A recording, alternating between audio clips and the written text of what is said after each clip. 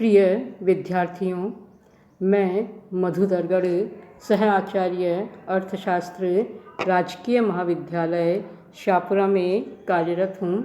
आज मैं आपको मुद्रा के महत्व के बारे में जानकारी दूंगी। मुद्रा का महत्व, इम्पोर्टेंस ऑफ मनी। आधुनिक अर्थव्यवस्था में मुद्रा का महत्वपूर्ण स्थान है। प्रोफेसर मार्शल ने कहा है, मुद्रा वह धुरी है जिसके चारों ओर अर्थतंत्र चक्कर काटता है।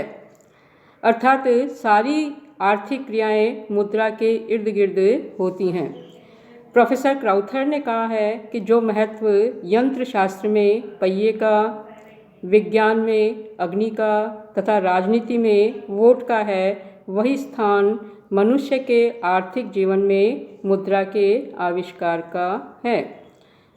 प्रोफेसर पीगू ने मुद्रा को आर्थिक जीवन के चारों ओर लिपटा वस्त्र माना है। इसी तरह से प्रोफेसर ट्रेस्कॉट ने भी मुद्रा को महत्वपूर्ण बताया है, जबकि कुछ अर्थशास्त्रियों ने मुद्रा को अत्यधिक महत्वपूर्ण बताया। लेकिन दूसरी ओर एक विचारधारा ऐसी भी है जो मुद्रा को महत्वहीन मानते हैं। जैसे प्रोफेसर J.S. मिल ने कहा है कि आधुनिक अर्थतंत्र में मुद्रा से कम महत्व की कोई वस्तु नहीं है। यह केवल श्रम तथा समय की बचत करने में सहायता करती है। इसी प्रकार से प्रोफेसर एडम स्मिथ ने मुद्रा की तुलना एक सड़क से की है जो स्वयं एक घास का तिनका भी उत्पन्न नहीं करती। अर्थात मुद्रा बिल्कुल कम महत्व की वस्तु इन्होंने कहा है। इसी तरह से प्रोफेसर रॉबर्टसन ने कहा है कि मुद्रा उतना महत्वपूर्ण विषय नहीं है जितना कि समझा जाता है। फिर भी यह अर्थशास्त्रियों के अध्ययन की मनोरंजक व महत्वपूर्ण शाखा है। तो दो तरह की विचारधाराएं हैं। एक वह विचारधारा जिसने मुद्रा को बहुत अधिक महत्व दिया है, और दूसरी वह विचारधारा जिसने मुद्रा को कम महत्व दिया है।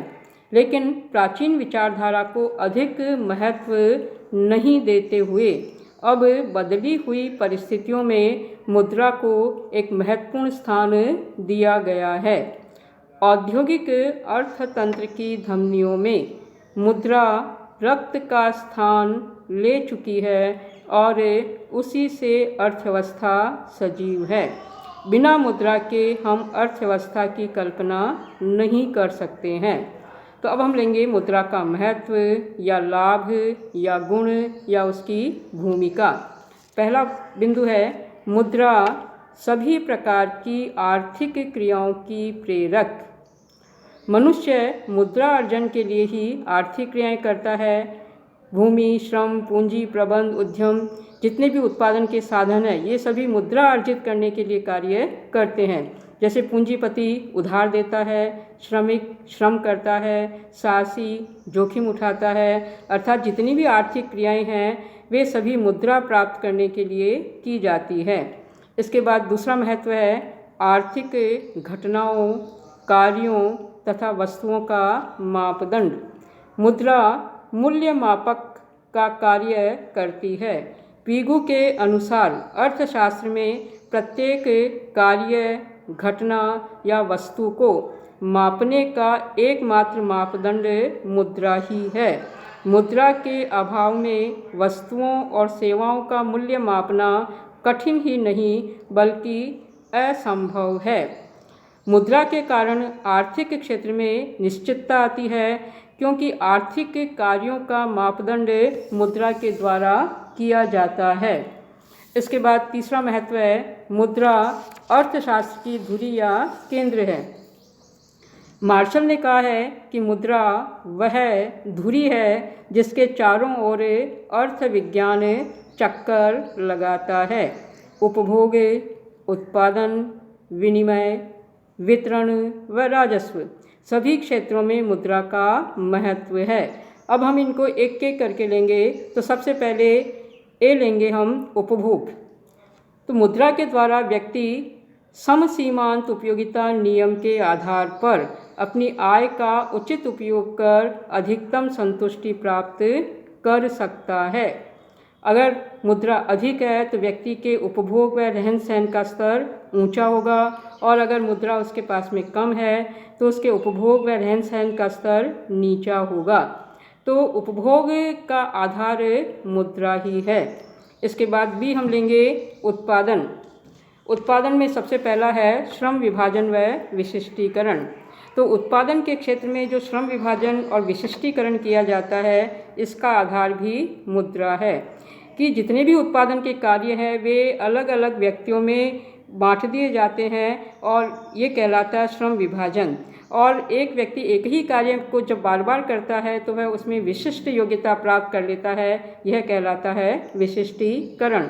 तो बेनहम ने कहा है कि विशिष्टीकरण पर आधारित आज का आर्थिक जीवन मुद्रा के बिना असंभव है। इसके बाद सेकंड है उत्पत्ति के साधनों का आदर्श संयोग। तो उत्पादन के जो साधन है, भूमि, श्रम, पूंजी, प्रबंध और उद्यम, इनका आदर्श संयोग मुद्रा के द्वारा ही स्थापित होता है। समसीमांत उत्पत्ति नियम भी इसी पर आधारित है। एक साधन की सीमांत उत्पत्ति बटे हुए एक साधन की कीमत का अनुपात बराबर होना चाहिए y साधन की सीमांत उत्पत्ति बटे y साधन की कीमत के अनुपात के। तो ये कहलाता है समसीमांत उत्पत्ति नियम। तो जो x साधन और y साधन की कीमत है, ये मुद्रा में ही व्यक्त की जाती है। इसके बाद थर्ड है उत्पत्ति के साधनों में गतिशीलता। तो जो उत्पादन के साधन है, ये एक स्थान से दूसरे स्थान पर और एक उपयोग से दूसरे उपयोग में तभी हस्तांतरित होते हैं जब इन्हें लगता है कि एक स्थान पर इन्हें आय कम मिल रही है और दूसरे स्थान पर आय अधिक मिल रही है। तो जहाँ अधिक आय मिल रही है वहीं पर उत्पादन का साधन जाएगा, और ये जो साधनों की गतिशीलता है यह मुद्रा के द्वारा ही होती है। इसके बाद चौथा है बचत, विनियोग व पूंजी निर्माण। व्यक्ति अपनी आय का एक हिस्सा बचत करके रखता है, यह मुद्रा में ही की जाती है। बचत को जब विनियोग किया जाता है या उससे जो पूंजी निर्माण होता है, यह भी मुद्रा के द्वारा ही होता है। इसके बाद पांचवा है उत्पत्ति की मात्रा का निर्धारण। उत्पादक मुद्रा के आधार पर ही तय करता है कि उसे किस वस्तु की कितनी उत्पत्ति करनी है। तो इस तरह से उत्पादन के क्षेत्र में मुद्रा महत्वपूर्ण स्थान रखती है। इसके बाद सी हम लेंगे विनिमय अर्थात एक्सचेंज, जो लेन देन होता है। तो विनिमय में फर्स्ट है वस्तु विनिमय की कठिनाइयों का समापन। वस्तु विनिमय का मतलब है वस्तु देकर के बदले में वस्तु प्राप्त की जाती है, तो ये कहलाता है वस्तु विनिमय। तो मुद्रा के अस्तित्व में आने के कारण वस्तु विनिमय की कठिनाइयाँ समाप्त हो गई है। जैसे वस्तु विनिमय में दोहरे संयोग का अभाव था, मूल्यमान का अभाव था, वस्तु की अविभाज्यता का समस्या थी, संचय शक्ति का अभाव था, मूल्य के हस्तांतरण में कठिनाई थी। तो ये जितनी भी वस्तु विनिमय की कठिनाइयाँ हैं, इनका समापन मुद्रा ने कर दिया है। इसके बाद सेकंड है आधुनिक बाजार व्यवस्था का आधार। तो आधुनिक समय में जो बड़े पैमाने पर उत्पादन किया जाता है और बाजार में इनका क्रय विक्रय किया जाता है, इसका आधार मुद्रा है। मिल ने भी कहा है कि मुद्रा के अभाव में नए उत्पादन की गति कुंठित हो जाती है और मजदूरों में बेकारी से सारी अर्थव्यवस्था ठप हो जाती है। इसके बाद थर्ड है मूल्य निर्धारण या सामान्य मूल्य मापक। तो वस्तु का मूल्य कितना होगा, यह मुद्रा के द्वारा ही मापा जा सकता है। इसके बाद फोर्थ है राष्ट्रीय तथा अंतर्राष्ट्रीय व्यापार का विकास। तो देश की सीमाओं के भीतर और विदेशों से जो व्यापार होता है, इसका आधार भी मुद्रा ही है। तो कुल मिलाकर हम ये निष्कर्ष में कह सकते हैं कि मुद्रा संपूर्ण विनिमय तंत्र का आधार है।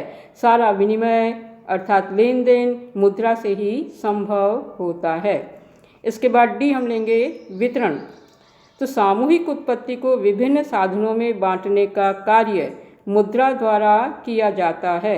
मुद्रा से ही उत्पत्ति के प्रत्येक साधन की सीमांत उत्पत्ति ज्ञात कर उसका प्रतिफल ज्ञात किया जाता है।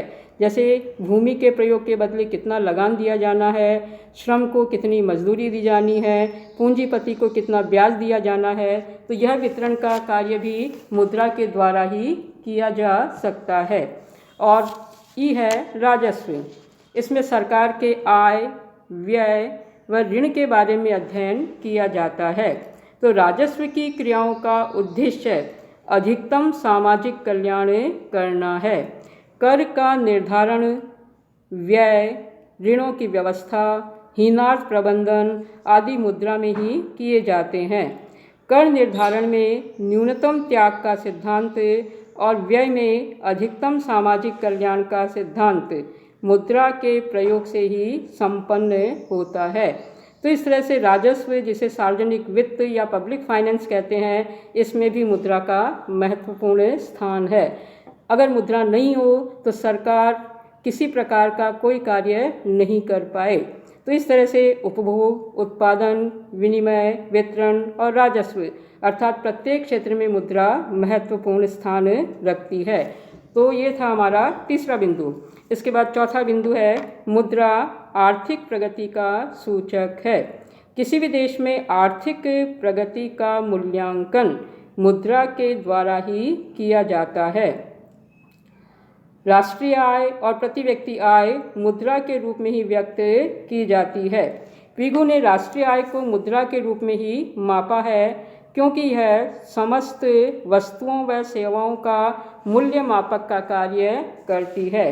किसी भी देश की मुद्रा प्रणाली से उस देश की आर्थिक प्रगति के बारे में जानकारी प्राप्त होती है। तो इस तरह से मुद्रा आर्थिक प्रगति का सूचक है। तो यह है इसका चौथा महत्वपूर्ण बिंदु।